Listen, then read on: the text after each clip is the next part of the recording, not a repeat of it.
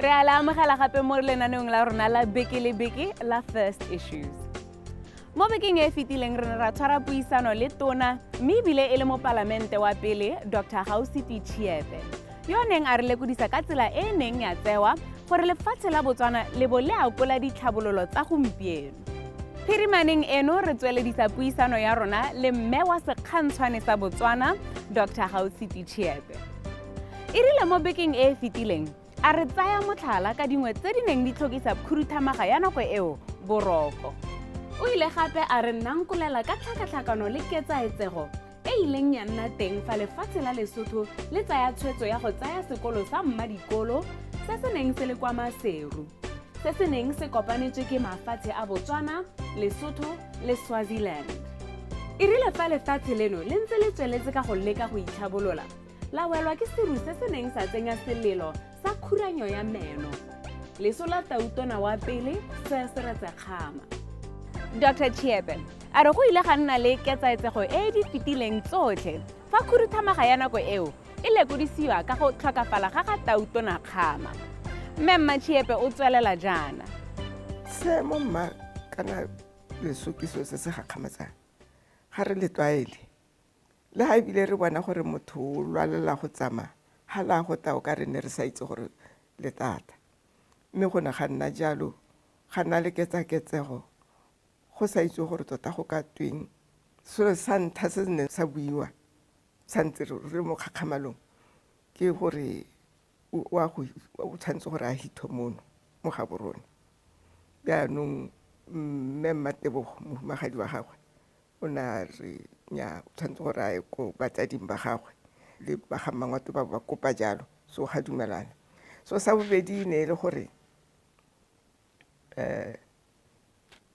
a isa hitho go nna jang molao motheo o no re ha tautona thokagala mo malatsing a kana go bo go dirile tautona yo mongwe mme jaanong ba bangwe ba re nnyaa a go seka ga tlhatswa tautona bangwe ba re re tabo re tola one molao mme re itse gore yane ka nna seng ka gore molao o seka ba tolwa ke constitution ya e dirile le ba neng ana le bone ba e dira mme go tshwanetse gore e salo morago so ga bo go re mothusa tautona ne le raitsho ra gaone se ke tumile ba cabinet bo ba dumelana gore ke ene o tsa maemo ao a ba a tsa mme so se tona ke gore ne ba kanya gore ka constitution ya e dumelanyeng le ba neng ana le bone ha ba e dira ga go a tshwanela go heta malatsi a rileng go ise go nne le tautona go to go mo sellong. Maikutlo a batho ne le eng ka nako eo? Maikutlo a batho mma ne le gore batho ba nang a dira le bone a dira ka bone kana ona sa dira le esi go no go na le collective responsibility e ne le teamwork e gakgamatsa mme ba ne ba itse gore ba ba setseng ga nke ba mo swabisa ha ile gore motho a tsamaile o bona tse di setseng go morago mme ba bile ba ikemiseditse gore ba eme ka dinao ba tsweledise tiro ha ementeng le ha nne ba itse gore go tla nna le mathata mme nne ba ikaeletse gore mongwe le mongwe a dire bojotlhe ja gago only your best for your country.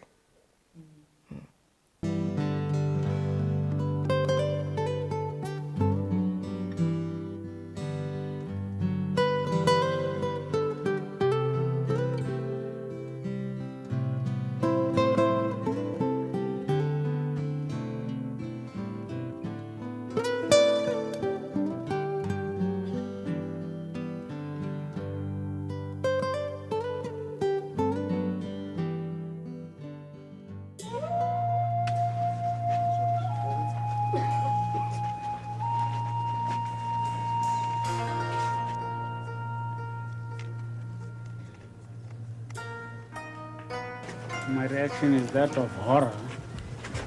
because we don't know what we have done to deserve this. Ka nako ya ntwa ya ko Afrika Borwa go lwela kgololesego, a Botswana ne ya tsaya tshwetso ya go sireletsa batshabi ba neng ba tswa kako. A tshwetso e ne ya ama kgwebo kgotsa tirisanyo gareng ga Afrika Borwa le Botswana. Re itse gore ke badirisanyi ba batona. Go ne go itse gore Botswana o tsaya batshabi. Botswana o na re refugees ka batla ba sile ba lelekile go ga bone ba tshaba kganya polo ra ba amogela mme ga se steng ba se ka re ba le mo ga rona bo ba thasala go ga bone ba re biletsa moko wa mabele ba itse ka maitseo rona re tla ba sireletsa le ma South Africa na itse gore Batswana ba gana ka batshabi ba ba go Botswana le mahatshe ka bophara and the United Nations bana ba itse gore Botswana o amogela batshabi mme bile ga ka ke a ba busetsa go South Africa na thola re setse morago re busang batho ba go terrorist. South Africa na ba bitsare di terrorist rona re na ga re itse di terrorist kwano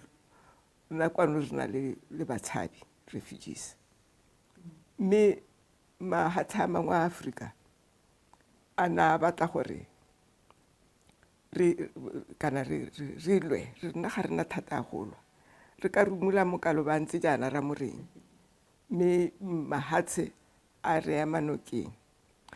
go na le mo go teng sanctions gore go se ka ga rekwa sepe ko South Africa go se ka ga iswa sepe ko United Nations le mahatshe a Africa le mahatshe a mangwe ba itsile gore ga gona ka ga Botswana ka tshelang ka teng a sa reke ko South Africa a sa rekise ko South Africa le rona ne re reka re rekisa mme re gana go kopa nako e nngwe re santse re letile mmidi ga ke itse gore o ne o tswa kae o iso gore go South Africa re o ka re ha re no thank you o ka re rekisetsa re reka ha o no tswa o ya go manya South Africa wa go mo ripota ko United Nations o no tsamaya wa go palama sehwane ko South Africa so go no go sena ka mo re ka se ka ra dirisanya le bone mme tirisanyo ya rona thamaletse hala e le mo go tlhokega mo go sa tlhokegeng re tsa go dire mme ebile go amogelesega mo mahatsheng a mangwe a Africa ba bo renyerere ko Tanzania bana ba te ba re Botswana o se pete o ka rantsa tsa ka ntse jana ba bua ha tsa phatlalatsa o mana reng a bona diphoso tsa South Africa mo Botswana na go dira e rile mo dingwageng tseo ga utlwala fa lefatshe la bophuthatswana le kganela metsamao ya diterena tsa Botswana mme ebile ba batla di-visa mo Batswaneng tota kgangkgolo e ne e le eng kgang ya bophuthatswana ma e ne a re tshwarisa bothata rona re le Botswana re ne re re puso ya apartheid e tobaganyang lehatshe la South Africa gore baZulu ba ekwa Batswana ba ekwa ba ekwa ga re dumelane le yone rona re dumelana le South Africa yo pope wa batho botlhe ba mo South Africa jaanong mahatsha bo bophuthatswana bo ba bona o ka re go ke sengwe se se botokanyana ba re go tobahiwa boipuso ye seng ja sepe la bo re sa ba recognize rona re itse South Africa ga re itse bophuthatswana ga re itse a mangwe a gore ga te bomang jaanong so se nna sa khopisa Batswana ba bophuthatswana yo jaanong e le North West ke ha ba re kana re ne terena rona jaanong re sena go itsa mo Rhodesia e ne ya go hella ko Mahikeng jaanong ba le ba tla go itshupa gore bophuthatswana re tla ga re senke bophuthatswana jaanong ba tla re senka di-visa mo go rona ba tla reng ba kgerisa bakgweetsi ba diterena tsa rona ra bo re gana rona ga re bate stempe sa bophuthatswana mo passporteng ya Botswana mme ga re ka ke ra kganela gore stempe sa bophuthatswana sa rona sa bophuthatswana se nne mo passporteng ya Botswana ka gore ke ka ha e ka hitang ka teng mme ha le terena ya rona yone le bakgweetsi ba yone ga ye go tsana ko Mafikeng bogolo re ka dira ha e hellang teng o iso tsene mo Ramatlabama go bidiwa Rakhuna ra bo re dira gore diterena tsa Botswana di hele di-engine di tene mo Rakhuna ha o tswa mo Rakhuna jaanong go tsaya engine ya ko ya South Africa ya tsa rona di boela ko morago. Dingwe tsa ditiragalo kana ditiro tse puso ya ntlhaele e neng ya di dira go tokafatsa itsholelo ya lefatshe le la Botswana tseo ka reng tseo sa kitleng o di lebala ke dife hela? So sa ntlha ke kare ke tumalano ya ba neng ba le mo pusong ka nako eo gore natural resources di tswa mmung di tsa tholego tse di bonwang mo lehatsheng la Botswana jaaka re le Botswana yo bopaganyeng ke tsa Batswana botlhe go sa kgathalesege gore di bonwa kae. Ha temane e bonwa ko Orapa temane eo ga se ya motho yo moraka wa gagwe e bonye mo gone kana morahi o go bonyeng temane eo mo gone kana that community ke ya Botswana jo thela e tshwantse gore madi a bonwang a go tsana mo sepatšheng sa Botswana jotlhe a ke temane a ke magala a ke ga ke bone ke so se tona se ke bonang gore se di gaisitse tsotlhe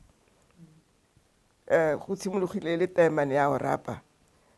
Bosidiphiko ha ba tsena ga go tsena temane e fetang ya Orapa ya Jwaneng mme ka netsetse ditumelano ga ya ka nna temane ya Bangwaketse mme ke temane ya Batswana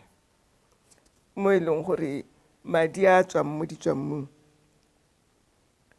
a go direla kana a tswa mo Jwaneng a tla go dira sekolo ko Senshambe kana a tswa mo Orapa a tla go dira a go epela metse batho ba gantsi kana ka le kae ke so se tona se sa le ba se agile mo Botswana ja nako eo go sa twe ba go dua mo go ba se hithalwa mo go bone ba le balo gate le bone ba bone hela jaaka Motswana mongwe le mongwe mme kana dithabollo ga di dirutsote ka nako e le nngwe hela go nna le priorities gore se se botlhokwa thata ke se ha kae mme hela so se se tona ke gore go theke ga bothe Fa o lebile se ka bong se dirilwe botoka e ka tswa ele ga ke itse dithulaganyo kana mananeo policies di tswa di siame le jaaka go ne go le duba go simololwa ipelegeng wa nako eo go te a go se ka ga te motho ga ana dijo ga ana eng a hiwe madi a go dira gore e bo e le tiro le ha se tiro ya sepe mme o dire sengwenyane gore o bone madi ao go mo go ha se ga go tshwane le ntse o tla wa mogala hala o sa dira sepe mme le gore go agiwa ditsela ga gongwe go agiwa matlo a tlhoka ga gongwe go dirwa di-classroom ga gongwe go dirwa eng jalo e ne e le mogopolo o siameng thata le gompieno nna ke bona o siame hela se ke bonang gore ga sa ka sa tsamaya sentle ke gore go se ka ga nna le tiso e tona supervision jaanong batho ba nna ba bona gore wai le ga lo ka tsaya dikgang hela lo ntse lo re hela le tsogile jang ka ko le tsogile jang go sena tema ko bohelong o bona se o tshwanetseng gore o se bone mme ga nne go na le proper supervision le gore tiro e ke bokana e tshwanetse go dira mo malatsing a le kana ele e tshwanetse gore e dire mo malatsing a kana ke bona gore ke sone hela se o ka re se ne se batla go ka bo se dirilwe botoka implementation e rile lefatshe le le ntse le tsweletse la nna le madi a lone e bong pula le thebe moeng wa rona o re tlhalosetsa gore botlhokwa jwa go nna le madi a lone e ne e le eng so sa motho yo mongwe ga o kwa se ikanya nako yotlhe tsatsi la tsa re tlogela sesame o sala o le mologweleleng jaanong Batswana ne ba eleditse thata go nna le madi a bone ka nako eo re ne re dirisa dirante tsa South Africa pele ne re dirisa diponto ga ke itse gore re tsenye jang kwa diranteng tsa South Africa pele ga boipuso jaanong mme Batswana ba ne ba sa rate dirante le ha ne ba di dirisa ke gakologelwa gore ka nako ya ha re dira madi a rona Pula le Thebe o tla bona gore le maina a teng a kantswe tota go nagana le maina hale le hale jaanong selo se se tona mo botshelong ja Botswana ke pula ke jaaka o bona gore ha o goroga go a te goroga ka pula ha o tsamaya go a te tsamaya ka pula sengwe le sengwe se sente go a dipula jaanong ga bo gote mme leina la letile le tona la Botswana e tla nna pula pula ke masego sengwe le sengwe se sentle ya bo bidiwa pula jaanong mo go dirang pula gone go tla bidiwa eng Thebe itse gore Thebe ke eng tiro ya yone ke eng so Batswana bo ba nna le madi a bone jalo o sa lotlogela tiro ka bogodi dingwaga tse dintsi tse di 15 jaanong tse dintsintsi hela tse di fetileng mme o santse le mongwe wa mapolotiko ya Botswana a pele a re ipelang ka one and re santse re anya go le gontsi hela thata mo go wena a o ka re bolela gore sephiri sa gago ke eng ke mpho ya Modimo mme e re go ntse jalo ga ke dumela le gore motho a le mongwe hela o ka dira dilo tsotlhe ke gore se o se dirang o se dira le ba bangwe mme ha lo dira tiro nngwe ha lo sa tsane sentle lo sa utlwane ga lo ka ke la se dira o recognize boleng ja batho ba bangwe le bone ba tla dira jalo ha o rata se o se dirang o tla se dira ka matsetseleko I think love brings back love and respect kana Setswana sa re susuile la susana gore susana go ilele ga kwa bona respect wena o sa respect batho ba bangwe mme ha o dira jalo le bone ba tla dira jalo go nna monate. Inspiration comes in many forms, whether it is contemplating someone's awe-inspiring legacy or watching a musician perform to the best of their craft.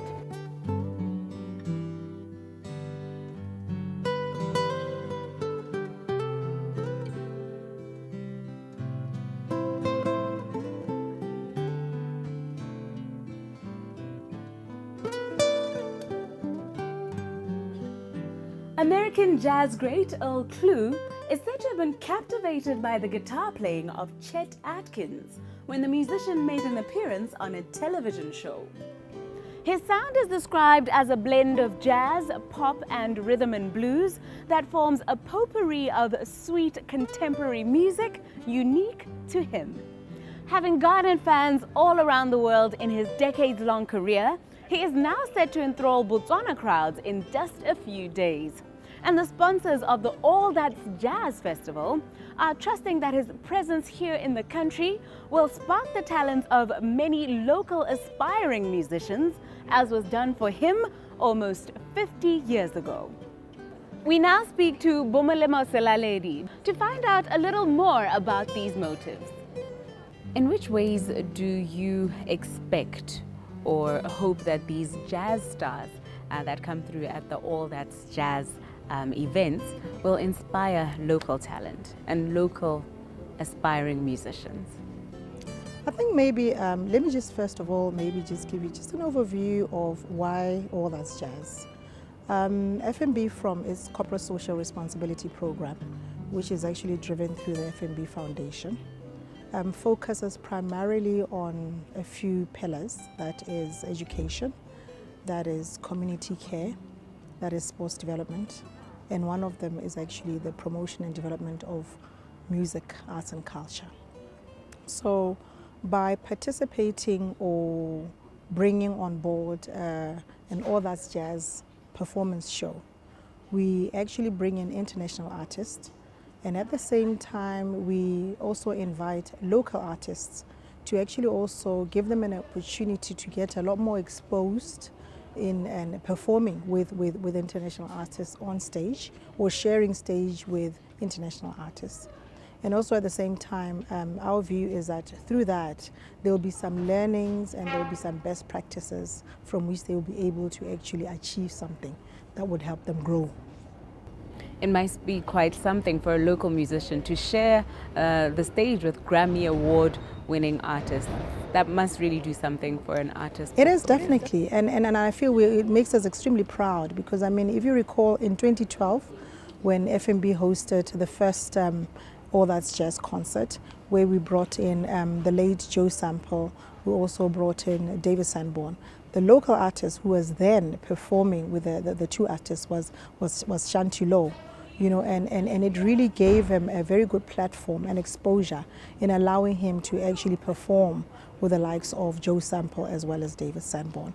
And I think it even expands even beyond that, in the sense that part of the program when the artists did come through in 2012, we also had a workshop, and a workshop was really to bring in Botswana artists or the musicians in Botswana to have an opportunity to share a platform, to sit, to talk about music with these local with the international artists, just so that there are some sharings and there are some learnings and exchange of different ideas and so on within the music fraternity. Why is arts and culture one of the areas that FNB has singled out as one that is worth the time and resources that have been put into it? I think it's very important to also realize that the heritage, our heritage, or nurturing our culture is actually very important for our country, because it's an area that we would not want to let go. It's an area that we would rather grow. You know, of course, yes, for the benefit of upcoming, the children, the benefit of those that are going to be continuing. It's very, very important that, you know, we do focus on those particular pillars. You know, so that is why we're actually focusing on this one as a case in point, to say, you know, we've got a lot of talent. It is very, very important that this talent gets unearthed. And by so doing, you know, bringing the musicians in Botswana to a level whereby they can actually share with the international musicians. I think it is also a strategy of trying to actually inculcate that skill and also just unearth it a bit.